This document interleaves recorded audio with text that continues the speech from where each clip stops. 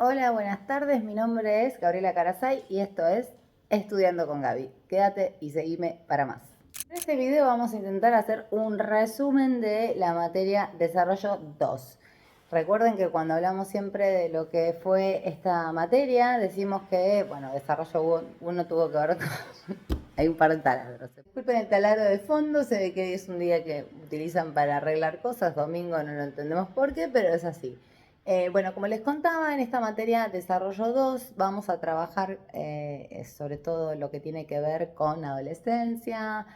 bueno, adultez joven o adultez en general, adultez media, vejez y muerte. Vamos a tratar de dar una especie de pantallazo de estas 4 instancias, hablando de distintos autores, tratando de colegirlos. Bueno, ustedes si quieren y pueden, síganme y traten de estudiar conmigo. Materia de desarrollo 1, que tuvo que ver con todo lo que era infancia y las primeras inscripciones que realizaban los otros, los primeros cuidados, es decir, la implantación de la pulsión, que era lo más importante, y cómo esas inscripciones quedaban ya puestas en uno y bueno, se iban a desarrollar y dejando marcas durante toda la vida, nos iban a dar paso a las otras etapas. Me ocurrió que una manera de empezar a explicar estas 4 etapas o de distinciones de etapas distintas de la vida podía ser a partir de Erikson. Recuerden que Erikson habla de un desarrollo psicosocial del ser humano y en función de este desarrollo, Erikson propone pensar que nuestro yo sale debilitado o fortalecido de distintas situaciones que va pasando a lo largo de todo su desarrollo. Estamos hablando de la pubertad. Recuerden que la pubertad tenía que ver con estos cambios fisiológicos que se daban a nivel universal, que todo el mundo pasa a lo largo de su vida independientemente de los contextos en los que le haya tocado vivir, porque es un cambio biológico que irrumpe, que nos interpela desde el organismo como algo que tiene que ser biológico, porque sí, digamos, uno no elige menstruar como mujer y tampoco elige como varón cambiar la voz ni tener caracteres sexuales o genitales desarrollados a cierta edad, sino que simplemente acontece. ¿Sí? Palacios nos va a hacer la distinción entre justamente la pubertad, que es algo universal, y la adolescencia, que no es algo que es meramente o necesariamente universal, sino que todos pueden o no pasar por ella de forma tormentosa o de forma más tranquila, aunque con las problemáticas normales dentro de lo que caracteriza la adolescencia. Pero bueno, eso sí va a ser de acuerdo a las subjetividades y de acuerdo al contexto y demás. En cambio, la pubertad es algo de lo que no podemos escapar. En primer lugar, vamos a decir que la forma de trabajar de este video va a ser a través de Erikson. Se me ocurrió que por ahí, pensando en las etapas, podíamos desarrollar cada una de las distintas de los distintos periodos de nuestra vida. Si empezamos hablando desde desarrollo 2, que es adolescencia, Erikson propone en este desarrollo psicosocial que él plantea hablar de esta posición que ocupa el ser humano respecto a la identidad versus la confusión de rol. Es decir, que este adolescente se puede posicionar más de un lado o del otro y pasar fortalecido o debilitado a la próxima etapa. Cuando hablamos de identidad, estamos hablando de esas situaciones permeables al adolescente a través de pares, de personajes secundarios, primos, tíos, etcétera, que puedan dar esa identificación que está buscando tanto el adolescente, que pierde porque al no tener ya las identificaciones primarias, que eran aquellas que tenía con sus progenitores, porque rompe con padre y madre, busca identificaciones por fuera de la familia. Esto lo vamos a repetir muchas veces, pero es así la salida de la exogamia la que hace la posibilidad de que esa persona, justamente de que esa persona en desarrollo, se termine de formar y se identifique con ciertas características de personas que son importantes para su vida, como compañeros de la escuela y demás. Esto puede posicionarse el adolescente como en una identidad más formada, como en una confusión de rol, que es esto que decíamos, que uno a veces se posiciona más de un lado que el otro, no siempre es de un lado o del otro, y las otras sucesivas etapas nos van a dar la posibilidad de revertirla si es que no se llegó. En el caso de lo que es confusión de rol, bueno, la multiplicidad de cosas que hay para poder resolverlas a veces son variadas y son tantas que el niño o niña que está siendo adolescente se confunde y no llega a lograr esa identidad que se precisa para poder salir de la endogamia fortalecido con ese yo identificado en lo que quiere y lo que desea. Bueno, acá cuando hablamos de adolescencia también vamos a hablar de todo lo que tiene que ver con las teorías de discontinuidad o continuidad, si recuerdan, las discontinuidad hablaban de esta forma de mirar al desarrollo por etapas que tenían que ver justamente, como por ejemplo pasa con las etapas psicosexuales que nos menciona Freud, donde pasamos de una etapa de latencia a una etapa genital. Y en el caso de continuidad, las teorías de continuidad, que lo que formulan es como una especie de adaptación que va haciendo las personas hacemos al medio, ajustando y reajustándose o adecuándose a lo que el medio propone. Estas serían las teorías de continuidad, como por ejemplo la de Bandura. También es importante marcar que Palacios nos va a hablar de que está esta moratoria social de la que también habla Erickson, que es este momento de transición entre la infancia y la edad adulta, este periodo que la sociedad le otorga también a nivel contextual al niño o niña que se convierte luego de un adolescente, para que pueda de alguna manera jugar o empezar a trabajar la idea de ser adulto, por decirlo de alguna manera. Recordemos que es una fase de mutación, de transformación, que se habla en forma de lo que es, digamos, un proceso, un progreso no lineal, que no en todas las personas, como dijimos, acontece de la misma manera. Bueno, Dolto nos va a hablar justamente de que esta experiencia de la adolescencia, esta forma de transitar esta parte de la vida, deja marcas, y deja marcas tan importantes como las de los primeros 15 días de vida. Recuerden a Francois Dolto como una autora que siempre va a estar mirando y comparando, coligiendo de alguna manera todo lo que tiene que ver con la adolescencia y lo que son las primeras etapas donde uno es bebé y se tiene que parar. Bueno, el segundo emulador también habla de esto, otro autor, creo que es Rodulfo, que nos va a hablar de esta cuestión de las pruebas y los errores que hace uno al transitar por esta experiencia. De todos modos, Dolto hace especial hincapié en cómo es que la adolescencia se transita en las mujeres y en los hombres. También hace referencia a esto Palacios, que va a decir que no es lo mismo para una niña desarrollarse tempranamente a los 11 años, si bien puede ser el desarrollo entre los 11/15, 16 en las niñas, y en los varones un poquito más tarde, entre los 13, 14 hasta los 18. Si le pasa esto a una niña, quizás, bueno, como psicológicamente no estamos, digamos, haciendo la misma vida que lo biológico, por ahí se puede sentir tímida cuando un chico o una chica lo ve y entonces tiene que poner los hombros hacia adelante porque creció su busto, las cosas le dan vergüenza, bueno, y a un hombre, por ejemplo, un chico que se desarrolla ya como un adolescente que va a ser un hombre, todo lo que es lo corpóreo, lo de sentirse más hábil para los deportes y demás, le va a beneficiar si es antes, por ejemplo. Se ha comprobado que esto trae mejoras en la autoestima. Entonces también va a variar la adolescencia respecto a cuándo, en qué momento se desarrolla uno biológicamente, que bueno, tiene que ver también con factores ambientales, factores digamos, genéticos que exceden a nuestras posibilidades, donde por ahí me desarrollo yo a los 12 y mi hermana a los 13, y bueno, y eso es algo que es meramente normal dentro de las posibilidades que acontecen en esta irrupción de la pubertad y que nos hacen pasar por la adolescencia en formas más tempranas o más tardías. Bueno, recordemos que también Dolto nos habla del término inopia, que tenía que ver con esta caracterización que hace o metaforización que hace respecto a la langosta, que dice que la langosta cambia su caparazón y que para hacerlo se retrae, se repliega sobre sí mismo un tiempo, a pesar de que, digamos, está marcada ya por estas cuestiones biológicas de que irrumpe la sexualidad, como les decía, o las gónadas y todos los caracteres digamos, primarios aparecen, y los secundarios como el vello púbico, el ensanchamiento de caras y demás. Entonces, lo que hace la langosta metafóricamente es resguardarse de los golpes del mar para salir después nuevo con un nuevo caparazón al mundo. Pero deja marcas, es lo que decíamos, independientemente de que se haya el adolescente metido en la habitación y que haya tenido que pasar por estas situaciones de no charlar tanto con adultos, de sentirse excluido o sentirse mal, porque de alguna manera lo que explican en casi todos los textos es que los chicos pasan también por una posición como de la teoría del espejo, ¿se acuerdan? Donde la mamá decía, este sos vos, este es el chico, y vos te construís y decís, mirá, pierna, cuerpo, cabeza, este soy yo, el chico en este segundo estadio del espejo, por decirlo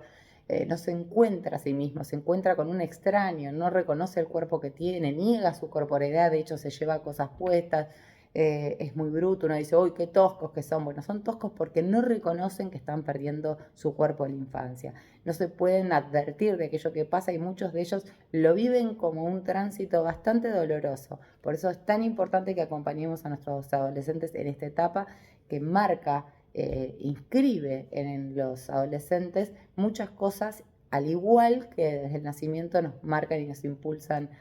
nuestros padres nos implantan la pulsión. Bueno, de esta manera también hay otros tipos de inscripciones que se van a dar a lo largo de la adolescencia. Con respecto a estas teorías de continuidad o discontinuidad, la de discontinuidad que hablaba de saltos cualitativos, como la de Freud o la de Piaget, o la de Bandura, que hablan de teorías de continuidad, que son más bien de ajuste o reajuste de acuerdo a lo que el medio va proponiendo, muchos autores se refieren a que habría que hablar de un equilibrio entre ambas cosas, es decir, no dejar ni una de lado ni la otra, sino pensar desde el punto de vista del equilibrio que se tiene que dar entre estas dos teorías. Y hablar de un cambio es bueno porque hablamos de este ajuste que tiene que hacer justamente si nos paramos en las teorías de continuidad de Bandura, y también hablar de que hay algo de las otras etapas, es decir, como pasa en la de las teorías psicosexuales, donde vamos a tomar algo de la infancia, es decir, que acá se puede hablar de esta frase tan leída por nosotros como estudiantes, de que hay algo novedoso y hay algo también que ya teníamos del pasado. En este punto siempre vamos a hablar de aquellas inscripciones de allá lejos y entonces, y aquello que se reedita o se reescribe y se reestructura en la adolescencia en estas nuevas representaciones o nuevas inscripciones que se generan en el cuerpo del adolescente. Era así, Rodolfo, el que hablaba del segundo deambulador va a hablar de esto que les decía, de pararse, de tocar el mundo, de explorarlo y de alguna manera de empezar a percibir cuáles son los peligros. Ustedes vieron que el ser humano per se no tiene como el instinto que tiene un perro, que si hay fuego se escapa porque va a morir. No, el nene va y quiere tocar el fuego y la mamá y el papá es el que le dicen, no, te vas a quemar, y el chico digamos, va teniendo que ser un sobreviviente por estos padres que lo van tratando de guiar. Bueno, cuando uno es adolescente pasa algo más o menos similar. Lo que pasa es que cambian los peligros, las travesuras ya no son meter los dedos en el enchufe, sino salir, dársela en la pera, tomar hasta morir. Papá, estoy acá todo vomitado, venime a buscar. Bueno, estos son los peligros a los que se expone y necesariamente debe exponerse, bueno, con ciertos cuidados, el adolescente para poder salir de esa endogamia, irse hacia la exogamia, elegir un objeto de amor por fuera de la familia y empezar a elegir ese amor nuevo, ese primer filito, lo que dije una antigüedad absoluta, pero bueno, una noviecita, lo que fuera para poder romper con esos padres. En esta situación de riesgo en la que se pone el adolescente, porque necesariamente, como decía, tiene que oponerse a sus padres para poder dar paso a la exogamia y buscar identificaciones con sus padres por fuera para poder lograr ese despegue de la omnipresencia de los padres, de que los padres todo lo pueden. Bueno, está también la idea de este acting out, que es hacer de cuenta que, digamos, es como que ese periodo adolescente da la posibilidad de tener con los padres, quizás en forma lúdica y, digamos, ajeno a tanto compromiso que sí se da más en la adultez, de poder jugarse enojos, me fuiste infiel, me traicionaste como amigo, me dijiste, bueno, todas estas cuestiones se van dando como en una especie de enroque que te va a servir después como adulto para vivenciar en la vida real, en el mundo real adulto y de compromisos y responsabilidades, cómo vas a vivir tu adultez. En relación al riesgo, vamos a decir que Octavio Fernández Mouján, creo, o no, Javier Fernández Mouján, su hijo, lo que nos enuncia en su texto Riesgo sobre Riesgo justamente es que, hablando de todo lo que ocurrió en pandemia y todo el ostracismo en el que se vieron envueltas muchas adolescencias que no pudieron salir en contacto de otro cuerpo con el cual jugar lúdicamente y explorarse y tener esta virtualidad que acechó todas las habitaciones en casi una sexualidad y una intimidad a puertas cerradas, pero sin reales vínculos y sin poder jugar en el mundo real esta vida sexual, generó en ellos muchísimas situaciones de aversión a salir, muchos quedaron con miedo, particularmente todas las adolescencias que transcurrieron en pandemia hoy están sufriendo las consecuencias de ese encierro. Entonces, Javier Fernández Mouján nos plantea esta frase que dice: el peor riesgo es en realidad no correr ningún riesgo. También esto se vincula con vincularidad o virtualidad, que es un aporte que nos hicieron los profes respecto a Abel Zanotto, del cual hay un video ya explicándolo, diciendo que en realidad, si bien la virtualidad trajo muchas cosas buenas en la pandemia, también trajo aparejadas un montón de situaciones, por ejemplo, de angustia por parte de los chicos que veían a sus padres trabajar incansablemente, tener que contestar mails a cualquier hora, o sea, la preocupación de estos adolescentes extrapolada al máximo, cuando en realidad no debería ser así en esta etapa de la vida, porque uno no lo ve si están trabajando ellos y uno en la escuela. Bueno, hizo que muchos de ellos sufrieran esa angustia que los mismos padres, por no llegar a fin de mes, por tener que cumplir con exigencias X de su trabajo y que por ahí no eran tan visibilizadas, las vivieran en carne propia. Entonces,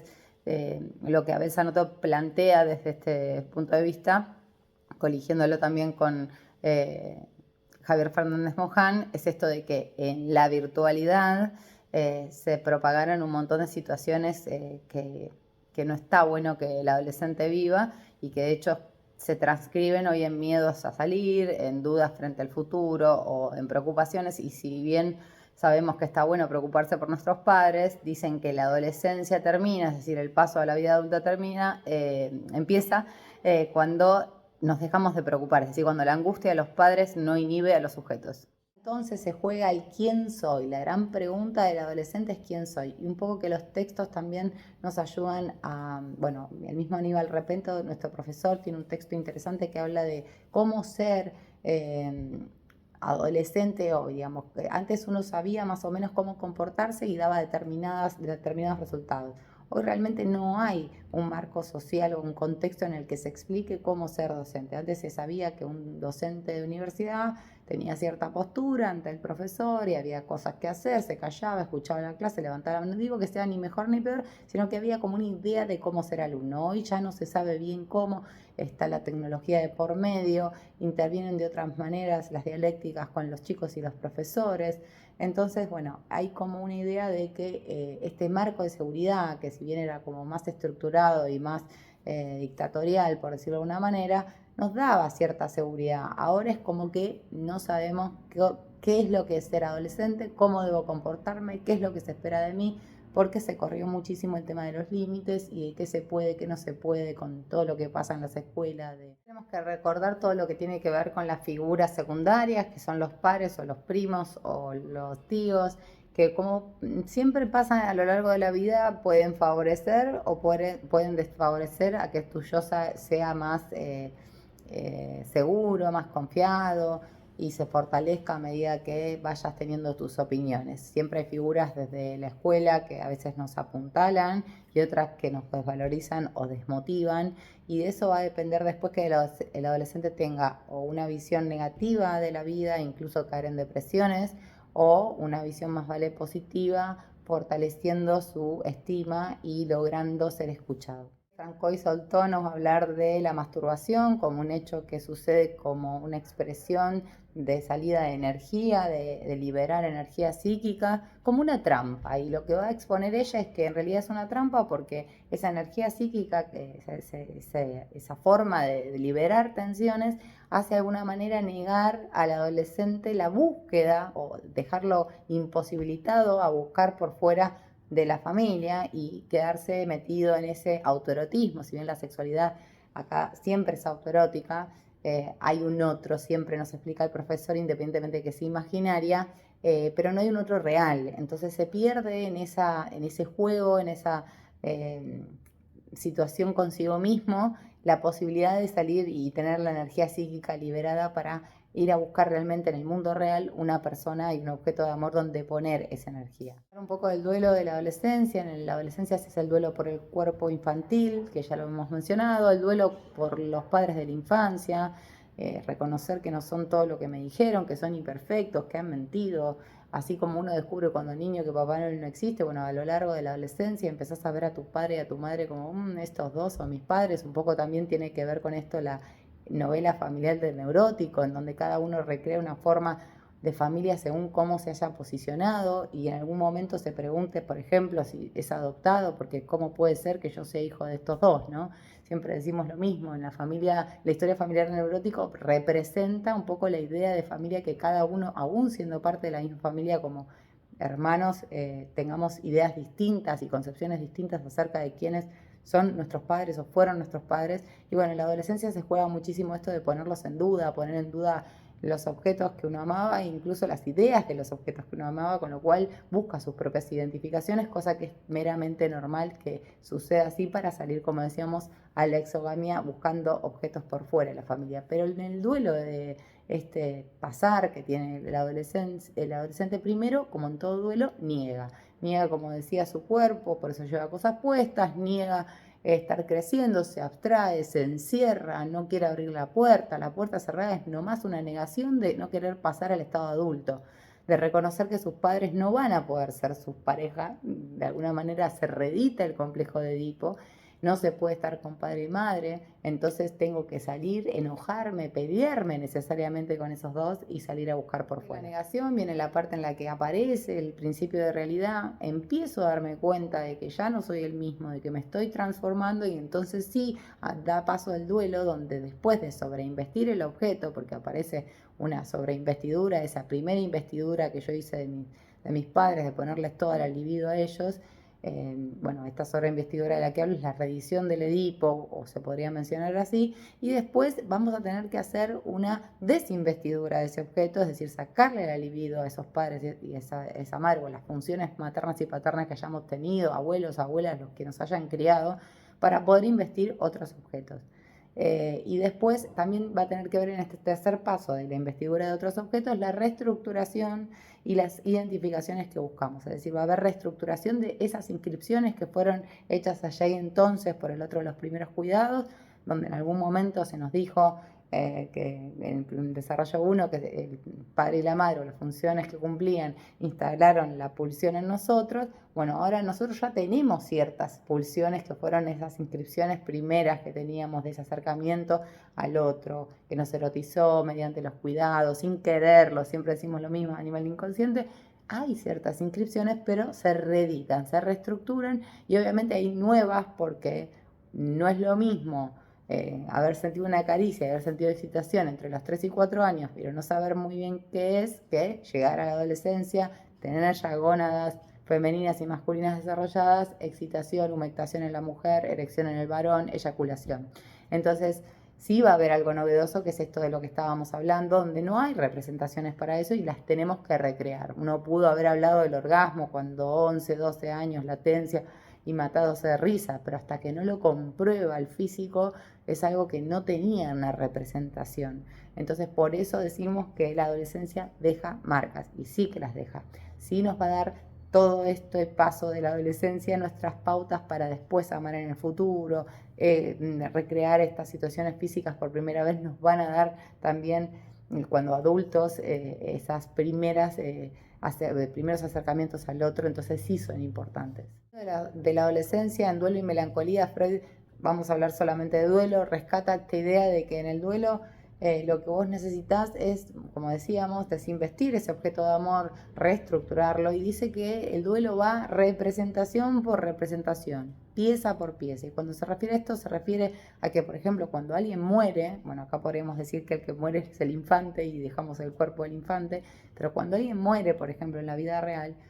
la persona va a terapia y habla de no solo esa persona como una persona maravillosa y todo lo que esa persona era en sí y lo que la admiraba, sino las vacaciones con esa persona, los lugares recorridos, las experiencias vividas. Entonces, obviamente el duelo no es tanto la persona que se perdió, sino lo que yo pierdo que se va con esa persona que se fue de lo que fui yo. Entonces el duelo también es tan difícil de transitar, no el duelo patológico, ¿no? Un duelo normal, el duelo patológico aún más todavía, ¿no? Que se puede transformar también en una melancolía sostenida, pero digo, qué importante que es saber cómo es que uno transita los duelos en función de lo que va representación por representación cuestión por cuestión, como parte por parte, y lo vas desarrollando. Y recordemos que el duelo es una reacción no patológica frente a una pérdida, cualquiera sea ella. En el caso del adolescente, como dijimos, el cuerpo; en el caso de una persona que muere, una reacción no patológica que dura lo que dura un duelo. Después, si se extiende más, es un duelo patológico. Bueno, otro texto que nos dieron importante para trabajar es la protón pseudosistérica. Voy a hacer un breve resumen porque ahí ya hay un video que habla específicamente de este texto. Bueno, en la protón pseudo es lo que nos intenta marcar Freud, son los dos tiempos de la sexualidad, justamente. El que se inscribe allá y entonces, como siempre decimos, cuando el otro de los cuidados nos implanta la pulsión, y el segundo que tiene que ver con estas inscripciones y estas nuevas representaciones que se dan a partir de que nuestro físico ya irrumpe todo hormonalmente y tenemos entonces otras acepciones con respecto a lo que allá vivimos. Y el relato cuenta la historia de una mujer que va a terapia porque se inhibe al entrar a los negocios. Bueno, cuestión que cuando empieza a contar, así asociando libremente con Freud, una de las cuestiones que recuerda tiene que ver con una escena en la que ella tenía alrededor de 12 años, en donde entra a un local, dos hombres se ríen de su vestido, supuestamente. Ella como que se ríe, le gusta y se va, pero resulta que con el pasar de las terapias ella recuerda un hecho anterior que tenía alrededor de 8 o 12 años, en donde ella dice haber sentido algún tipo de placer porque el hombre se ríe o la toca por debajo de la bombacha o por arriba del vestido, sus genitales, con lo cual esto a ella la pone muy mal y se acongoja, porque en realidad quien está relatando este hecho no es la nena de allá entonces que sintió algún tipo de placer con las inscripciones primeras. Lo está diciendo alguien que ya pasó por toda la etapa de la adolescencia, donde hay más inscripciones y demás, y le agarra como culpa de haber sentido algo de placer. Es como que en realidad lo que se reedita tiene que ver con el relato y con la transcripción que uno hace de eso. Es como que tuviera un efecto retardado aquello que la trauma y le impide entrar al negocio. Si uno lo pensara desde allá y entonces, no tenía por qué sentir nada que no fuera más que placer, porque es así el cuerpo del niño: juega, recrea, siente. Pero cuando ella expresa esto, por esto creo también, no lo dijeron, pero yo hago mi apreciación con respecto a lo que pasa con muchos abusos que son contados posterior a cuando uno crece, porque en el momento allá y entonces no es que uno no se animó, es que incluso quizás le gustó y fue parte de ese juego sexual que necesariamente el cuerpo te va pidiendo, te va haciendo sentir, y después cuando sos grande decís, ay no, pero eso fue cualquier cosa. Entonces cuando uno reedita, entiende y puede con toda esa otra sexualidad y esas inscripciones puestas, entender lo que pasó allá y entonces, dice, no, qué horror. Bueno, esto un poco en relación a la protón pseudos y los dos tiempos de la sexualidad. Vamos a decir también que es interesante recordar que la sexualidad siempre es traumática. Entonces, de alguna manera, no importa cómo, digamos, lo hagamos, siempre vamos a tener traumas en relación a esto y vamos a tener que reconfigurar, reestructurar mediante terapias, mediante esta puesta en palabras, como pueda teorizar tu yo, desde donde pudiste, donde accediste a pensar tu sexualidad. Vas a reestructurar y vas a tratar de teorizar para darte unas explicaciones X que van a hacer que vos puedas pasar más amenamente, por decirlo de una manera, por esas vertiginosas situaciones que te genera el ingreso a la sexualidad y todas las experiencias que se consideran para el psicoanálisis traumáticas. Bueno, en el caso de lo que tiene que ver con esta reestructuración de la que hablábamos, de ir pieza por pieza, de duelar, tiene que ver con esto de dejar ir en el otro esas experiencias que también yo viví con él. Por eso duelar cuesta tanto, como decíamos. Entonces, volviendo a la adolescencia es un acto psíquico en el que yo tengo como persona que duelar justamente todas estas cuestiones que ya no se van a dar, y voy a tener que comenzar a vivir un nuevo cuerpo en esta metamorfosis que se da en la pubertad, donde dejo ese capullo para ser otra mariposa y convertirme en algo nuevo. En esta creación inédita que se da en la adolescencia de esto nuevo, que es lo que, bueno, Mouján habla en la adolescencia tardía de esta posibilidad que tienen los adolescentes de crear. ¿Y por qué molestan los adolescentes? Porque justamente vienen a romper con los viejos, vienen a exponer algo nuevo. Y si uno dice siempre, oh, mirá la música que escuchan, mirá cómo se visten, bueno, Y al adulto eso le molesta, porque deja de estar vigente, pierde la omnipresencia, y entonces hay que empezar a entenderlo no tanto como que molestan, sino como el que cree que es una molestia es el que quedó atrás, el que ya está más cerquita de la vejez. Cortar un poco con adolescencia, ustedes pueden ampliarlo si quieren un poco más, voy a pasar a la adultez, volvemos a Erikson, esta etapa tiene que ver con lo que es intimidad versus aislamiento en la adultez joven. Bueno, expliquemos un poco que acá se corren un poco los límites porque en la adultez joven podría ser intimidad versus aislamiento y en la vejez generatividad versus estancamiento. ¿Y por qué digo esto? Porque los límites están como medio corridos, no sabemos bien cuándo empieza, cuándo termina. Podríamos decir que una adultez joven se da hasta los 40 años, sí, 40, 45 años, y a los 65, 60 años empieza lo que se llama la vejez.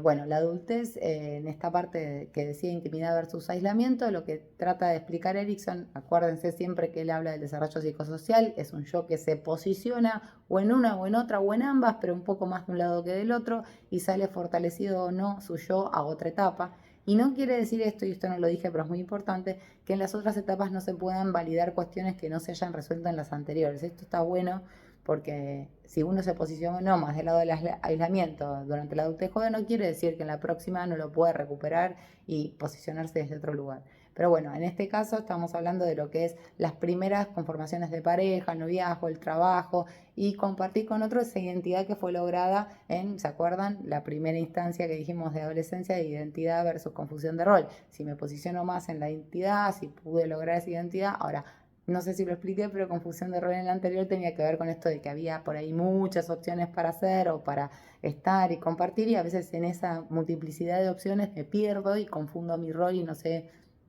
cuál es mi identidad. Entonces, una vez que esa etapa pasó, que es la de la adolescencia, viene la de la adultez joven, que como decía, puede ser más ligada a la intimidad o al aislamiento. Si ocurre una u otra, voy a pasar a la próxima de la adultez más grande, por decirlo de una manera, o adultez media, que tiene que ver, o adultez propiamente dicha, con el estancamiento versus generatividad. Generatividad tiene que ver con dejar legado, con tener hijos y traspasar lo que uno aprendió y dar lugar al otro, dejando ese lado más narcisista, más de acá estoy yo. Y bueno, estancamiento tiene que ver con, bueno, ahora voy a explicar qué pasa con los casos de donde no tenemos hijos, pero puede ser que se lo dejes a un sobrino, que expreses esta cuestión de dar la oportunidad a nuevas generaciones si sos profesor y traspasar tus conocimientos. Y bueno, estancamiento tiene que ver con no sentir que puedo dar nada a las otras generaciones, ser más vale pasivo, en una actitud más depresiva, más bajón, más de, estos pibes de mierda. Bueno, ese sería como más una cuestión donde el yo se para en estancamiento. ¿Y qué les puedo dar yo a estos? Si ni siquiera soy yo. Bueno, la etapa de la adultez se caracteriza por la crisis de los 40. Recordemos que acá Nichols nos va a hablar mucho de lo que pasa en función de que no hay rituales, ya no hay fiesta de 15, no hay bar mitzvah, no hay casamiento, no hay bautismo. Chau. Digamos, ¿qué pasa en los 40? Si tengo mis hijos, probablemente me sienta como que no tuve tiempo para mí, no me pude quizás profesionalmente dedicar a lo que quería. Entonces empiezan las preguntas de ¿qué hago ahora? Mis chicos ya están en otra, por ahí son adolescentes, empiezo una carrera, me separé, no me siento bien, bueno, empiezan todas estas preguntas y por eso hay mucha gente que a esta altura da como una vuelta de página y empieza de cero, o tiene un hijo adoptado, o elige o donar, o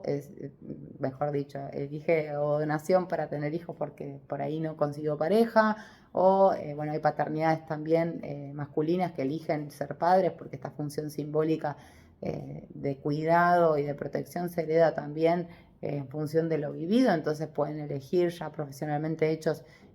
subrogar un vientre. Bueno, todas estas cuestiones pueden venir ligadas en la altura de los 40, donde me pregunto, ¿y ahora qué? Digamos, y ahí empiezan las nuevas cuestiones. Y lo que van a plantear Kaplan y Mouján son dos cuestiones distintas. Kaplan va a hablar de crisis y va a decir que las crisis son justamente porque vienen a corrernos de ese lugar de seguridad y ante la incertidumbre, plum, se cae nuestro yo, dice, ay, ¿qué hago? Bueno, las crisis pueden ser evolutivas según Kaplan, pueden ser no identificadas o pueden ser crisis accidentales. Las evolutivas, lógicamente, tienen que ver con la palabra, con el desarrollo. Las no identificadas con que no son, bueno, vamos a decir primero las otras. Las accidentales con que puede irrumpir algo en tu vida que te haga distorsionar, uy, ¿qué pasó? Se muere alguien en un accidente automovilístico, una enfermedad de un familiar, algo que me pase a mí o que tenga que transitar, que sea una crisis. Y después están las crisis MI, que son las no identificadas, pero que después en terapia más adelante se puede ver si es de una u otra. Bueno, no importa la clasificación, la idea es decir que estas son que mencioné recién son las crisis de Kaplan. Ahora vamos a nombrar las crisis vitales de Octavio Fernández Mauján, que tienen 4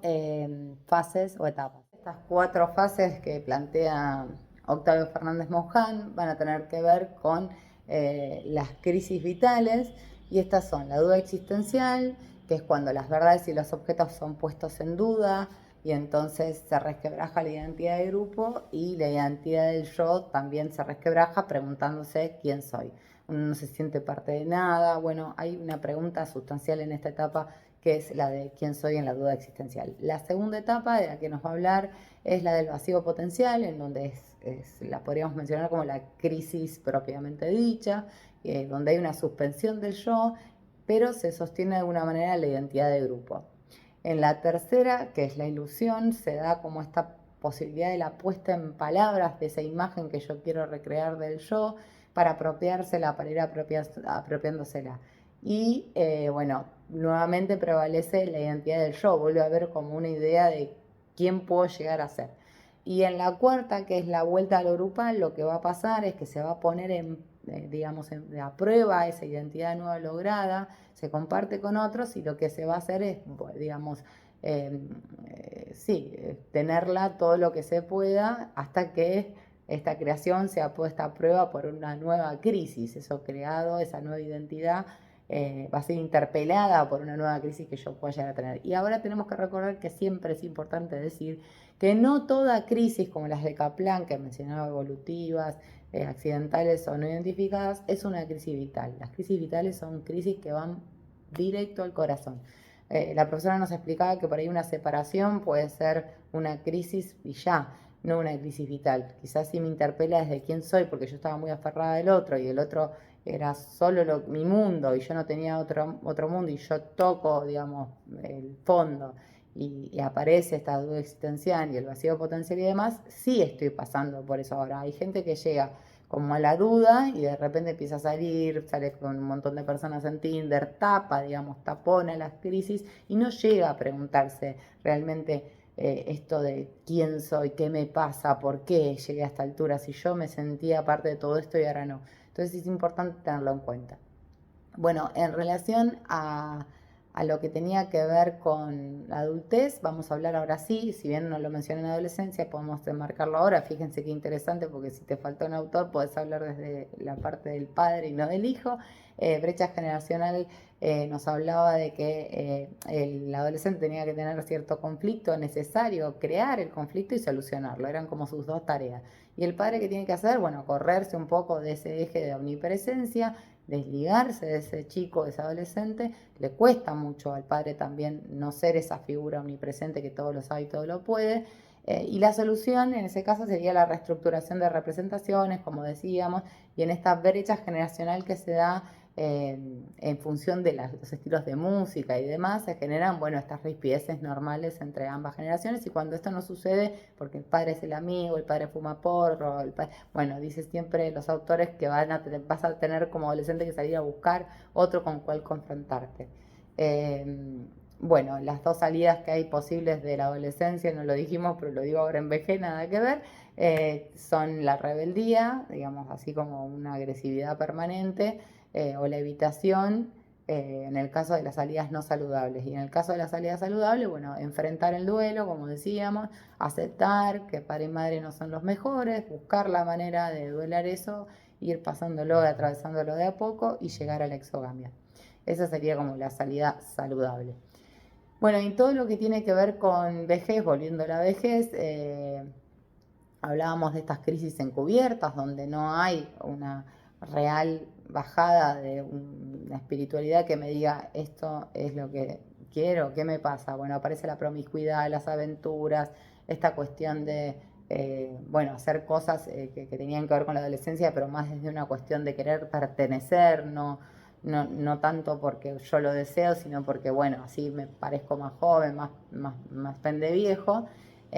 Bueno, y dicen que para poder pasar esta etapa satisfactoriamente y para pasar a la vejez satisfactoriamente,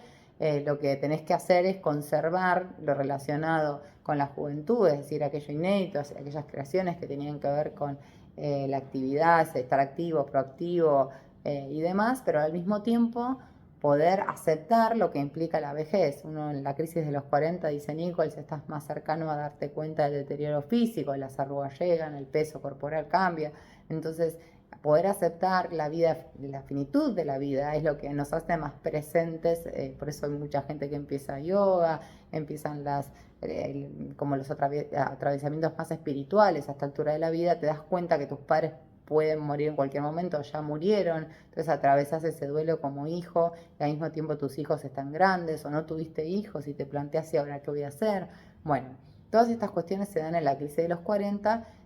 y tiene que ver también con esta posibilidad que tuviste de recrear o dar o generar en el otro, en tus hijos, en tus sobrinos y demás, todo lo que vos experimentaste y adquiriste como ser humano. Después, Graciela Rey nos va a hablar bueno, es un aporte interesante frente a lo que son las investigaciones de mujeres de entre 40 y 50 años o 60 años que hablaban de un malestar y un conflicto que sostenidamente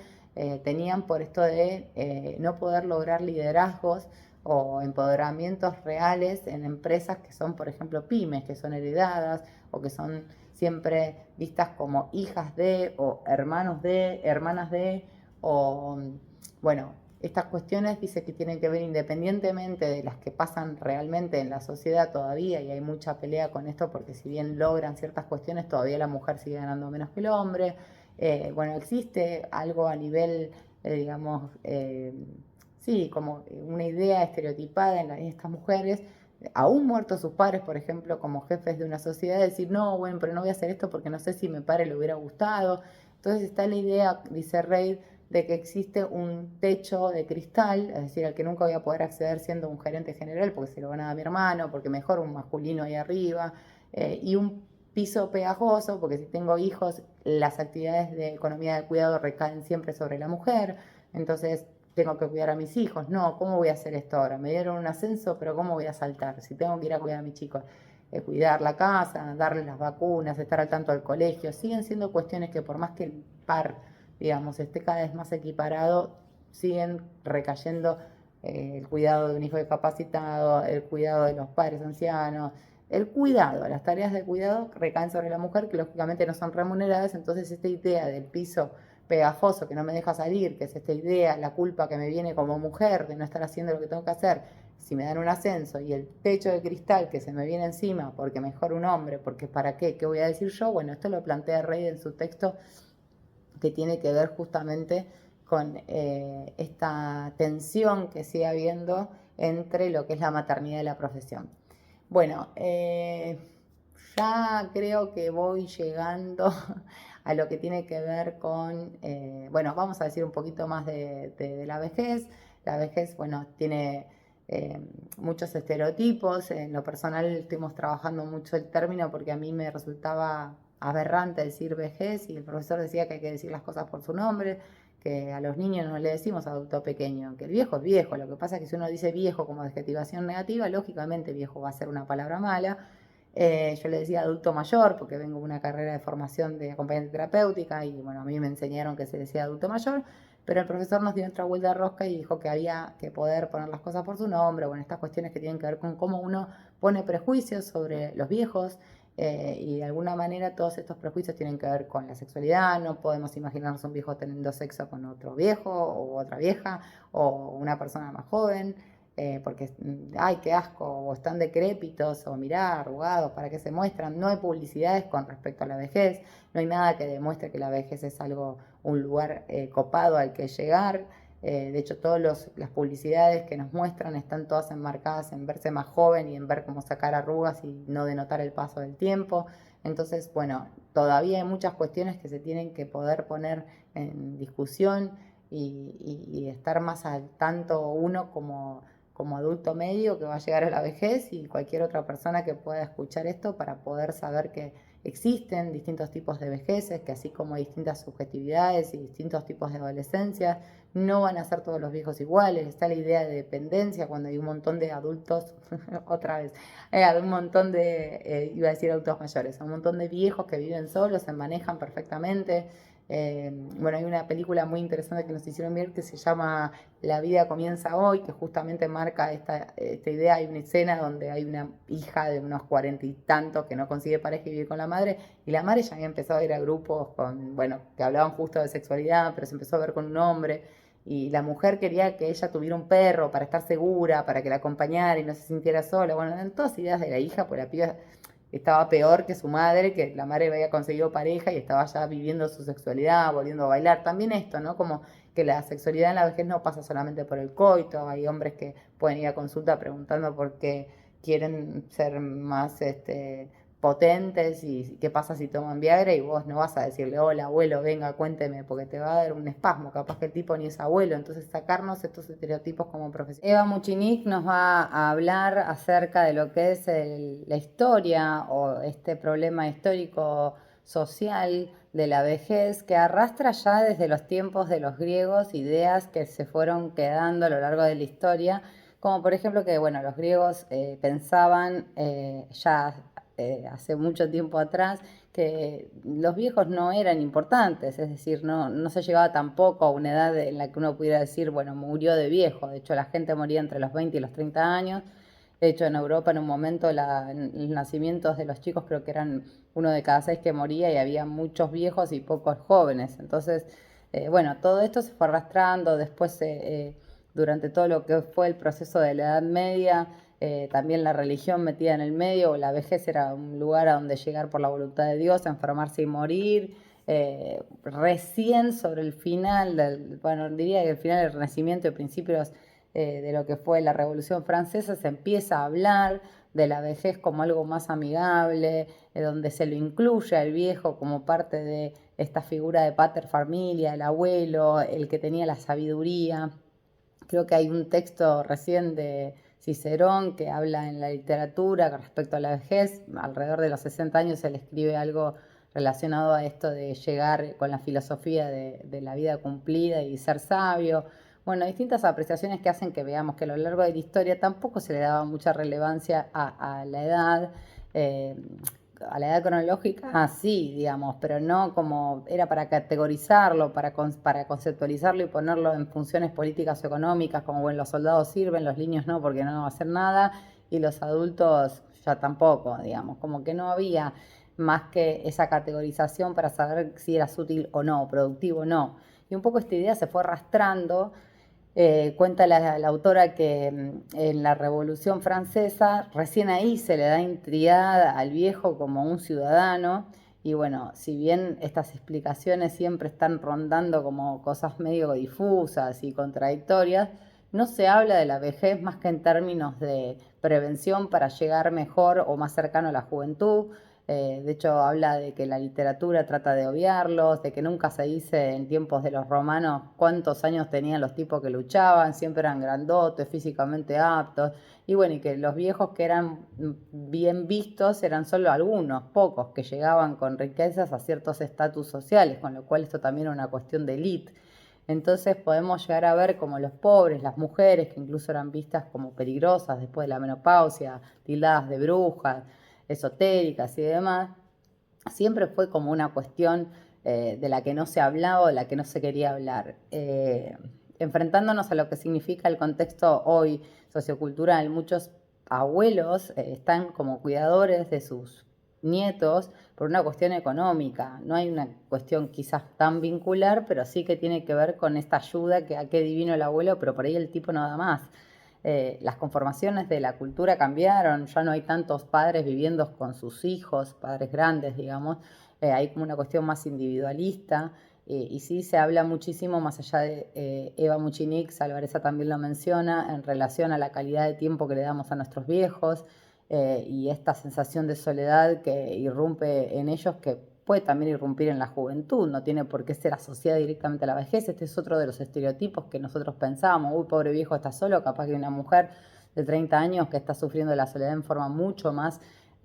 profunda que un viejo que capaz que se levanta, come una hora, está contento con su tele, su radio, sale, juega a las bochas, vuelve, ve al nieto una vez por mes, pero el tipo es feliz. Entonces es uno de los tantos estereotipos, o por lo menos a mí me quedó este resumen en función de lo que es la vejez y en esto de que las vejeces son distintas y que no tenemos por qué encasillarlas porque todas las personas vamos a tener distintas experiencias y seguramente distintas van a ser nuestras formas de vivir la vejez. Bueno, y en esta última etapa que hablamos de la muerte, vamos a decir que Erikson plantea que te podés posicionar en la integridad versus la desesperación. Cuando Erikson plantea esto, lo que está diciendo es que podés estar sintiéndote íntegro con todo lo que viviste, en paz con lo que lograste, o por el contrario, desesperado porque no te alcanzó el tiempo, porque sentís que nada de lo que hiciste era lo que querías. Y bueno, esto tiene que ver con posicionarse de un lado o del otro, o de ambos, como siempre decimos. Me hace acordar a la canción My Way. I give it all, digamos, lo dio todo, hizo como pudo, le salió como le salió, pero se siente conforme, sería una cuestión así. O está la otra parte, que no es la integridad del yo, que es la desesperanza. La desesperanza tiene que ver con una actitud de pucha, todo lo que dejé pasar, mirá, al final quise estudiar y no pude, me hubiera gustado tener hijos y no los tuve, tengo hijos y no me hablan. Vamos, todas estas cuestiones que llevan a la desesperanza y a la insatisfacción de una vida vivida en la que uno se da cuenta ya sobre el hecho de muerte que no hizo lo que quería. De muerte me reía porque cuando trataba de explicar los capítulos decía, pero de muerte no hay muchos autores. Y en realidad tenemos un texto de Irving Yalom que habla sobre la ansiedad sobre la muerte y lo que se puede hacer con personas que incluso no tan viejas, digamos, más entradas en los 30 y 40, pueden empezar a tener ansiedad en función de lo que es el pensamiento de la muerte. Su libro se llama Mirar al Sol y la metáfora más importante acá tiene que ver con esto. Uno no puede mirar el sol más de 3, 4 segundos, porque le hace mal. Bueno, la idea de pensar en la muerte uno no la puede sostener todo el día, dice el autor, porque si lo hiciéramos sería imposible la vida. Pero hay gente que se enquista en esa idea porque, por ejemplo, hay disparadores como la muerte de pares, la muerte de padres, la muerte de hijos, que nos instalan esta idea y se hace muy angustioso para estas personas el camino de salir de esa ansiedad a la muerte. En este libro, que hace un recorrido por capítulos de distintos casos, va mencionando cómo puede uno guiar a esas personas o cómo la persona misma puede usarlo como un libro de autoayuda, si se quiere, para poder resistir a los embates que nos pega ese coqueteo con la idea de morir. Bueno, digo coqueteo, pero en realidad es una idea bastante angustiosa que estas personas sufren y suelen tener en clínica, en terapia, como una duda grande qué hacer con ese miedo que tienen a la muerte. También nos explican que la ansiedad sin causa es ansiedad a la muerte. Dentro de los textos que hablan sobre la muerte está el texto de Tolstoy, que es muy interesante, que se llama La muerte de Iván Ilich, que bueno, confiesa a Tolstoy que lo hace en función de algo que le había pasado en forma personal. Se le muere una persona de su edad en la juventud y lo que él siente es que como que todo era falso, que todos los que se movían alrededor de él lo único que hacían en el Poder Judicial donde el tipo trabajaba, no sé si trabajaba como abogado, ya no me acuerdo, querían como de alguna manera acceder a ese puesto que había quedado libre, gente que se conmiseraba con la mujer que en el funeral, pero que sabiendo que quería una tajada. Bueno, como que el tipo empieza a ver que era todo parte de una gran falsedad, una hipocresía tremenda, entonces empieza a dar pasos en su vida para poder tener una vida más plena y piensa en casarse, pero elige una compañera de la cual no se enamora, tiene hijos pensando en que va a ser más feliz y que de esa manera le va a dar sentido a su vida, pero tampoco sucede, después se le mueren 2 o 3, queda uno vivo, pasa el tiempo, se reencuentra con la mujer, empieza a recuperar la casa, a decorarla, pone plantas, se empiezan a llevar mejor, después se llevan mal, empieza a ser un tipo cascarrabia, molesto. Bueno, llega a tener dolores físicos, habla de sus dolores físicos y de su enfermedad y nadie le cree, va a médicos, le dan cosas, no le sirven. Él decía, me estoy muriendo, me estoy muriendo. Bueno, llega un momento que está en el lecho de muerte, estoy haciendo un raconto espantoso, vayan al texto porque es realmente lindo. Y finalmente, bueno, como que te deja el libro una sensación de que el tipo hizo todo lo que creía después de este disparador que fue la muerte de su amigo para tener una vida un poco más feliz y no lo logró. O sea, llega al final del lecho de muerte como diciendo, bueno, está agarrándome la mano mi hijo, pero no sé quién es, como que, bueno, un poco hablando de esto de que puede pasar en la última etapa de la vida, la integridad del yo o la desesperación, ¿no? A la muerte está este tema de quién muere, ¿no? Bueno, cuando muere, decía el profesor, ¿quién muere? Y una de las compañeras dijo, bueno, muere tu yo. Y sí, efectivamente, lo que muere es nuestro yo. En realidad es un yo consciente el que muere. Entonces, bueno, están estas otras frases de nadie puede morir por mí, no podemos saber cómo es la muerte. Hay distintas acepciones en relación a esto en función de cómo cada uno quiere morir, cómo fantasea su muerte, no, yo quiero que me cremen, no, yo no quiero ser gusano. También hay habladurías de chistes para no hablar de la muerte en sí, como, uy, ahí va el fiambre, acá pasó, se está esperando la carroza. Bueno, no podemos hacernos tanto carne de la muerte porque una vida con miedo, digamos, a la muerte es como una vida con miedo a la vida. Entonces hacemos estos especies de artilugios y evitamos este tema. De hecho, ninguno de mis compañeros cuando hicimos el trabajo práctico eligió esto como tema de trabajo práctico. Todos hicimos vejez, adultez media, pero de la muerte no habló nadie. Es como que incluso los profesores mismos nos decían que a ellos les costaba trabajar esta temática con nosotros. Pero bueno, la muerte no accidental, ¿no? Porque la que se puede esperar, se puede trabajar desde otros textos, como por ejemplo el que último de, creo que se llamaba Kühler-Ross, que habla justamente de la idea de reencarnación, bueno, es una teórica científica que de repente truló y empezó a hablar de toda la vida que había después de la muerte, desde sus experiencias en los lechos de muertes con otras personas, en donde incluso los que habían estado muy cerca de la muerte habían vuelto y le dijeron, por ejemplo, uno que no tenía piernas, me vi caminando, o alguien que tenía una mastectomía le dijo tenía mis dos senos. Bueno, entonces ella recrea todo en este libro, una idea también muy tomada de la religión, pegada a lo que Dios, Jesús espera de nosotros. Bueno, estas acepciones no son más que nos las dan para que tengamos en cuenta que adelante podemos tener como profesionales a alguien muy creyente. Y bueno, dependiendo de cada teoría, cada creencia, es una ideología la muerte. Dependiendo de tu ideología, es como vos vas a pensar la muerte. ¿Quién soy yo como terapeuta para decirle a otro que se está por morir, lo que pensás es una pelotudez, después de la muerte no hay nada, digamos? Cada uno va a hacer su versión en función de cómo haya vivido y lo que le sirva para su yo. Sí me pareció interesante en este libro una idea que plantean, que también la he escuchado cuando uno de mis parientes, que falleció ya finalmente,